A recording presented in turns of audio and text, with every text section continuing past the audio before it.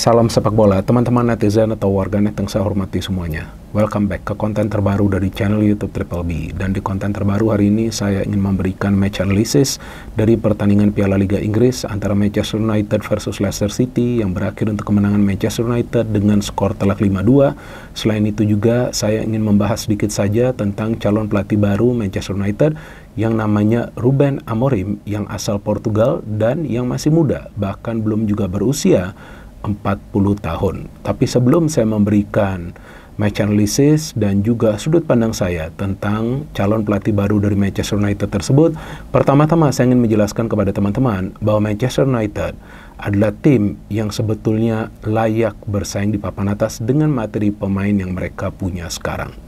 Karena kalau kita perhatikan materi pemain dari Manchester United, maka mereka punya materi pemain berlevel tim nasional di negara mereka masing-masing. Seperti Bruno Fernandes, ada Højlund, ada Zirkzee, ada juga Rashford, ada juga Eriksen, ada juga Casemiro, ada juga De Ligt, ada juga Mazraoui, ada juga Martinez, sampai Andre Onana, dan lain-lain.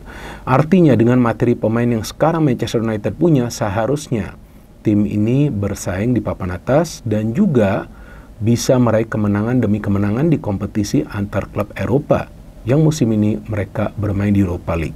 Tapi selama dilatih oleh Ten Hag, kan faktanya berbeda. Saya berbicara tentang musim ini, bukan musim lalu yang Ten Hag bisa mendapatkan satu trofi Piala FA. Meskipun di Liga performa dari MU up and down musim lalu sehingga mereka tidak bisa finish di zona papan atas. Tapi musim ini lebih parah lagi. Jadi mau tidak mau manajemen dari Manchester United harus memecat Erik ten Hag. Dan untuk sementara penggantinya adalah Ruud van Nistelrooy yang kita sama-sama tahu adalah mantan penyerang dari Manchester United yang sukses mencetak gol demi gol sehingga juga sukses membawa Manchester United menjadi juara beberapa kali. Artinya pada saat sekarang ada pelatih sementara, tentu para pemain akan coba untuk menarik perhatian dari pelatih sementara ini sampai pelatih baru nanti masuk melatih Manchester United. Tapi selain itu juga saya bisa melihat bahwa aura dari wajah para pemain Manchester United di pertandingan dini hari tadi beda total. Tampak sekali para pemain dari Manchester United happy dan menikmati jalannya pertandingan. Ini beda. Sejak Manchester United dilatih oleh Erik ten Hag, maka kita bisa melihat bahwa para pemain Manchester United selalu atau lebih sering tampil tegang. Tapi di pertandingan dini hari tadi, saya melihat pergerakan dari para pemain MU itu mobile atau bisa dikatakan fleksibel. Artinya tidak ada batasan bagi pemain MU itu untuk melakukan pergerakan atau mengeksploitasi pertahanan dari tim lawan. Memang Leicester bukanlah tim papan atas, kita sama-sama tahu. Tapi mereka juga adalah tim yang sekarang ini berkompetisi di Premier League. Jadi ya, nggak sebegitu mudah sih untuk mencetak 5 gol ke gawang dari Leicester City. Meskipun faktanya juga Leicester City tidak full tim, tapi sebaliknya MU juga kan nggak full tim. Jadi Ruud ini membuktikan bahwa sebetulnya kalau skema permainannya jelas dan para pemain nyaman bermain dengan skema permainan tersebut, maka sulit untuk menghentikan Manchester United meraih kemenangan. Jadi seharusnya Manchester United bisa saja menang dengan jumlah gol yang lebih banyak. Mungkin juga bisa menang dengan skor 6-2 atau juga 8-2. Tapi yang penting conversion rate dari para pemain MU itu bagus dari pertandingan dini hari tadi. Karena kalau dari catatan saya, para pemain Manchester United bisa menciptakan total 8 peluang emas. Artinya 8 peluang emas itu adalah peluang yang berpotensial dikonversikan menjadi gol. Tapi dari 8 peluang emas tersebut, para pemain MU bisa mencetak 5 gol. Nah, artinya kan rasionya cukup tinggi ya. Nah, inilah yang tidak terlihat pada saat MU dilatih oleh Erik ten Hag. Contohnya di pertandingan lawan Brentford, MU bisa melepas total 23, para pemain MU ya, melepaskan total 23 tendangan ke arah gawang Brentford, dan 12 diantaranya adalah peluang emas, tapi hanya bisa mencetak 2 gol. Nah, artinya para pemain MU sekarang terlihat menikmati jalannya pertandingan. Itulah yang sangat penting mereka enjoy. Gak ada beban di antara para pemain MU. Dan memang Nistelrooy tidak akan melatih lama Manchester United, mungkin 1 atau 2 pertandingan lagi kemudian Amorim akan menjadi pelatih. Tapi saya harapkan Ruud akan tetap menjadi bagian dari Manchester United meskipun yang saya baca beritanya bahwa sebetulnya dia didatangkan oleh agen dari Erik ten Hag, tapi saya pikir dia layak lah tetap bertahan di Manchester United. Dan dari jalannya pertandingan, nah inilah yang saya suka dari permainan MU dini hari tadi. Mereka tampil lepas, berani, percaya diri. Nah artinya mereka gak takut, berani bermain terbuka. Kalau pada saat dilatih oleh Ten Hag, kan gak selalu MU bermain seperti ini. Kalau bermain terbuka yang ada kecolongan di belakang. Tapi saya melihat pressing dari para pemain MU di lini tengah itu bagus sekali. Maka itu aliran bola ke depan itu bisa cepat mereka lakukan pada saat mereka bisa merebut bola. Meskipun lebih banyak gol dari MU itu dari open play yang mereka bangun dimulai dari lini pertahanan kan. Seperti gol pertama dari Casemiro. Casemiro bisa mencetak gol indah seperti itu. Dan juga Casemiro bisa mencetak 2 gol dalam satu pertandingan, kan bagus. Bruno bisa mencetak 2 gol meskipun salah satunya memanfaatkan kesalahan dari pemain Leicester City. Garnacho bisa melakukan finishing yang bagus meskipun dia miss juga tuh satu chance untuk mencetak gol. Jadi kenapa hal seperti ini tidak terlihat pada saat dilatih oleh Ten Hag? Karena nggak ada identitas permainan. Kalau Ruudje ini sudah jelas, pokoknya dapat bola, jangan buang waktu untuk mengoper bola itu ke depan dan harus ada support dari second line yang seimbang. Maka itu Casemiro bisa mencetak gol pada saat si Garnacho berikan cutback, bukannya dia langsung berikan crossing. Biasanya Garnacho ini kan crossing atau shooting, tapi dia berikan cutback. Bruno pun bisa melepas bola. Nah ini nggak biasa. Kan banyak yang menilai Bruno egois, tapi kan bagus. Dia melepas bola, Casemiro what a finish. Nah sudah 1-0 ini sudah terlihat lah, para pemain MU sudah nyaman. Dan kemudian gol dari Garnacho bagus juga, dari Dalot kan. Dia bisa berikan umpan, Bruno juga bisa mencetak gol dari free kick walaupun deflected. Tapi saya melihat memang masih ada masalah di lini pertahanan MU ya, karena koordinasinya tidak begitu baik ya. Sehingga pemain Leicester tuh bisa mencetak gol walaupun terkena tiang dalam dan juga gol. Nih kipernya Bayindir ya, bagus juga ini kiper ya, kiper asal Turki. Dia bahkan melakukan 2 saves ya.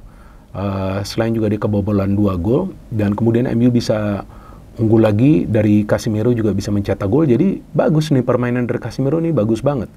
Dan Leicester bisa kembali memperkecil ketertinggalan. Nah sama nih di sini kita melihat ada kesalahpahaman kan di antara para pemain MU di pertahanan. Jadi nih organisasi permainan di pertahanan sebetulnya belum solid nih. Dan pada saat 4-2 saya sudah feeling nih MU pasti cetak gol lagi, karena pada saat nyerang ini MU tinggal menunggu waktu mencetak gol. Artinya memang koordinasi di antara para pemain MU di depan sudah jauh lebih baik. Dan gol dari Bruno memang memanfaatkan kesalahan dari pemain Leicester. Tapi itu juga karena ada pressing kan. Tapi pada saat dilatih oleh Ten Hag, ya malahan saya terus-menerus sebut nama Ten Hag ya, mau tidak mau kan harus ada sedikit perbandingan. Nah itu pressingnya nggak seperti ini. Karena di-press lah pemain Leicester itu memberikan bola ke belakang, kemudian diambil oleh Bruno, tapi Bruno finishingnya bagus. Dan saya melihat sepanjang jalannya pertandingan, Bruno jarang mengeluh. Pada saat dilatih oleh Ten Hag, dikit-dikit ngeluh.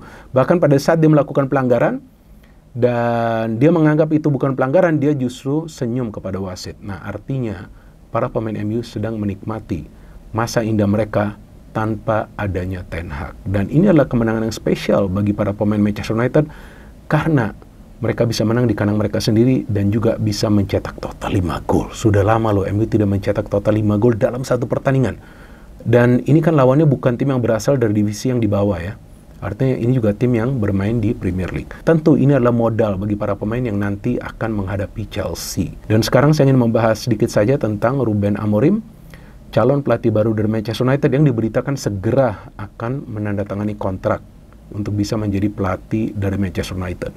Memang ini pelatih yang masih muda, jadi tentulah agak resiko juga nih bagi MU untuk bisa mendatangkan Amorim ya. Tapi ya pilihannya juga kan nggak banyak ya sekarang ya. Meskipun kalau nggak salah masih ada Nagelsmann, masih ada Joachim Löw, tapi saya pikir akan sangat beresiko ya. 2 pelatih tersebut yang diambil adalah pelatih yang lagi aktif melatih, dan pelatih yang bisa mengubah tim seperti Sporting Lisbon menjadi salah satu kekuatan baru di Eropa. Karena Sporting ini, saya ingat pernah juga menyingkirkan Arsenal loh 2 musim lalu di Europa League. Pelatihnya itu adalah Amorim. Mereka menang adu penalti di Emirates dan mainnya bagus sekali, terutama di lini pertahanan. Jadi memang pelatih ini sebelumnya pernah magang di MU pada saat MU dilatih oleh Jose Mourinho. Tampaknya dia belajar banyak tentang organisasi permainan di lini pertahanan dan juga di tengah. Maka itu Sporting adalah tim yang cukup solid di pertahanan, bahkan di Champions League mereka belum terkalahkan. Jadi pelatih ini memang dikenal punya skill komunikasi yang baik dengan para pemain, sehingga para pemain itu bisa mengerti apa yang dia inginkan dari para pemain. Dan memang MU akan memulai dari nol lagi dengan masuknya Amorim. Tapi feeling saya dengan kemampuan dia untuk mengorganisir para pemain di atas lapangan dengan taktik yang biasa dia terapkan, mungkin juga akan memakai skema 3 center back. Saya yakin bahwa dia tidak akan membutuhkan waktu lama untuk bisa membuat para pemain MU bermain dengan koordinasi yang baik di lini pertahanan. Itu yang paling penting, karena masih terlihat ada kelemahan di lini pertahanan. Jadi nanti gak lagi bergantung kepada pemain-pemain inti. Jika ada pemain inti yang cedera, ya pemain lain yang bermain juga seharusnya bisa perform, karena akan ada sistem permainan yang akan dia terapkan terus-menerus, seperti yang Arteta lakukan di Arsenal, seperti yang Pep lakukan di City, seperti yang sebelumnya Klopp lakukan di Liverpool, dan sekarang yang dilakukan oleh Arne Slot di Liverpool, dan juga seperti apa yang dilakukan oleh Unai Emery di Aston Villa dan pelatih-pelatih lainnya. Karena sistem permainan itu adalah sesuatu yang perlu dijalankan oleh para pemain, siapapun pemain yang bermain. Jadi kita tunggu saja here we go-nya nanti dari Ruben Amorim, dan saya harapkan Manchester United bisa segera bangkit agar meramaikan persaingan di English Premier League. Tapi entah mengapa feeling saya bagus tentang Ruben Amorim, karena ini adalah pelatih yang low profile, tapi pelatih yang sangat detail dalam tactical, bahkan dia akan lebih memilih pemain-pemain muda untuk bisa bermain sebagai starter, dan itu adalah salah satu nilai plus bagi Manchester United, karena kita tahu pada saat dilatih oleh Sir Alex Ferguson juga banyak mengorbitkan pemain-pemain muda di Manchester United. No hate, no politics, only football. Salam sepak bola.